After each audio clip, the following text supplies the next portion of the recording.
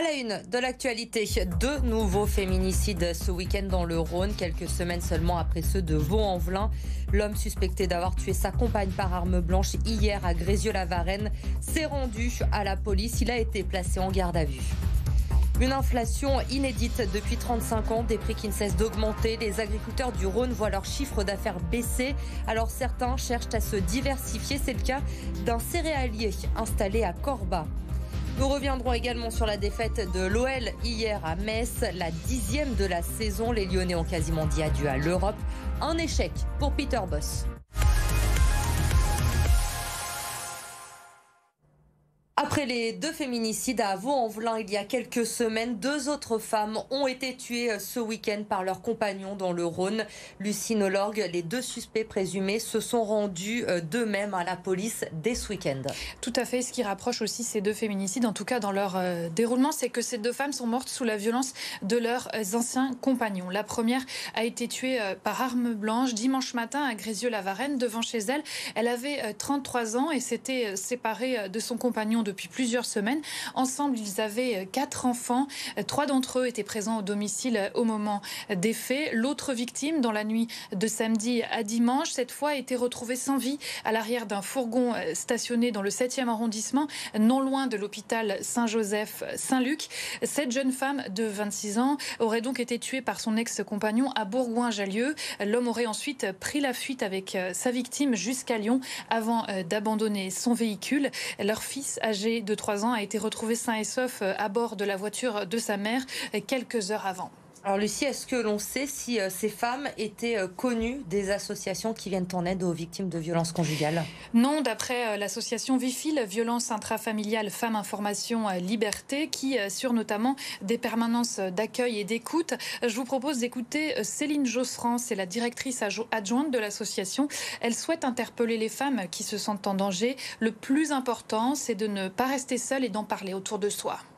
Il existe plein d'associations, il existe plein de professionnels qui peuvent la soutenir, d'accord, qu'il ne faut jamais hésiter, puis jamais se sentir coupable, que se dire qu'on ne va rien faire parce qu'il y a les enfants, c'est quand même le papa des enfants, ça c'est pas une bonne excuse parce qu'il va rester le papa des enfants de toute manière et qu'il y a vraiment intérêt à se trouver entouré et à pas être seul dans ces genres de situations, même si la question de partir en urgence, des fois, c'est pas la bonne solution. Mais du coup, l'idée, c'est bien de rencontrer quelqu'un et de pouvoir commencer à parler et trouver des solutions pour l'avenir. On rappelle ce numéro d'urgence, le 3919 pour les femmes victimes de violences. Il est accessible 24 heures sur 24, 7 jours sur 7. C'est un numéro d'écoute, bien sûr, mais il permet aussi d'informer et d'orienter vers les dispositifs d'accompagnement. Merci Lucie pour ces précisions. Et donc ce chiffre alarmant, 5 féminicides déjà depuis le début de l'année dans le département du Rhône.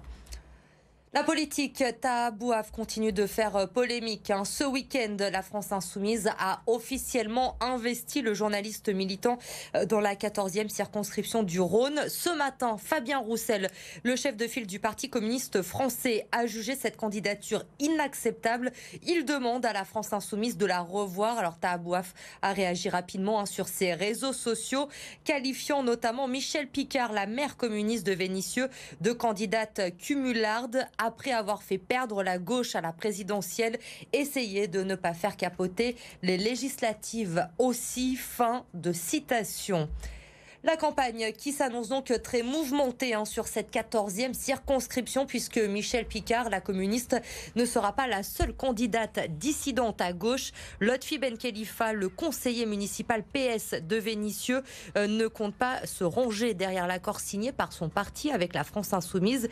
Il maintient lui aussi sa candidature, une candidature qui n'est pas dissidente selon lui. Écoutez-le au micro de Laurent Canonico. Je ne suis pas dissident puisque, comme je vous l'ai dit tout à l'heure, la Fédération du Rhône du Parti Socialiste ne souhaite pas soutenir la candidature de M. Bouaf. Donc il faudra bien un candidat qui représente le Parti Socialiste, tout simplement. Les militants de la 14e circonscription ont voté massivement pour moi en début février, donc j'ai été désigné délégué. Je ne vois pas au nom de quoi je serai écarté. Puisqu'encore une fois, c'est pas moi qui le dis, mais c'est le Parti Socialiste qui dit que la candidature de M. Bouaf c'est inacceptable. Et si celle de la NUP est inacceptable, forcément la mienne devrait faire l'affaire. La hausse des prix, le réchauffement climatique, les intempéries de plus en plus fréquentes. Les agriculteurs du Rhône cherchent tant bien que mal à se diversifier pour limiter les pertes. À Corba, par exemple, un céréalier a décidé de se mettre à la culture de pommes de terre et la métropole lui a apporté son aide financière pour l'accompagner. Maïva Komsi. Agriculteur depuis 20 ans, avec 178 hectares de céréales, Jean-Charles voit pour la première fois ses ventes à la baisse. Le consommateur cherchant à faire des économies va moins acheter nos produits bio et nous, sur les marchés, on a clairement une petite baisse de 10-15% de nos ventes. Ce qui est très nouveau pour le marché bio qui avait l'habitude d'être en hausse tous les ans, voire en hausse à 2 chiffres. Alors pour se protéger de l'inflation mais aussi des aléas climatiques, une solution, se diversifier comme avec ces 4000 m² de pommes de terre cultivées depuis l'année dernière. Sauf que pour être rentable, il a fallu investir 20 000 €, financés à moitié par la métropole. L'aspect logistique coûtait quand même très cher pour le volume de patates prévu de produire et surtout pour une certaine incertitude de commercialisation. Là, ça a permis de sécuriser et de pouvoir se lancer dans ce projet-là. Encourager les agriculteurs à faire du bio et vendre en circuit court, c'est l'objectif fixé par la métropole, alors que 95% de la production du territoire lyonnais est exportée. La guerre ukrainienne nous montre bien les dépendances qu'on a aujourd'hui par rapport à des importations et la faible sécurité alimentaire que ça représente d'avoir 95% de ce qu'on produit qui part ailleurs. Donc l'idée n'est pas de vivre en autarcie, l'idée c'est juste de recapter un peu de cette production locale et d'en faire bénéficier les habitants du territoire. En tout, 53 projets sont financés à travers la métropole lyonnaise pour une enveloppe de 10 millions d'euros. La saison est un échec. Peter Bosz l'a reconnu hier en conférence de presse après la défaite à Metz face à la Lanterne Rouge. L'OL a quasiment dit adieu à ses chances de jouer l'Europe la saison prochaine. Fanny Cousin. Cette fois, c'est vraiment presque fini. À Metz hier, l'OL a sombré. Une 10e défaite en Ligue 1 cette saison. La défaite de trop cette fois pour les Lyonnais qui ne seront probablement pas européens la saison prochaine. C'est terrible, bien sûr. Il n'y a pas d'excuse, absolument pas. Aucune excuse. Est-ce qu'aujourd'hui on peut dire que la saison est un échec ? Ouais. Pour moi, oui. Un constat d'échec pour un club qui visait le podium et une qualification en Ligue des Champions. Incapable d'enchaîner plus de 3 victoires consécutives cette saison en Ligue 1, les Lyonnais payent leur irrégularité. C'est à l'image de notre saison, il y a du bon, du très bon et du moins bon tout simplement. Et je pense que c'est un manque de combativité au sein de l'effectif.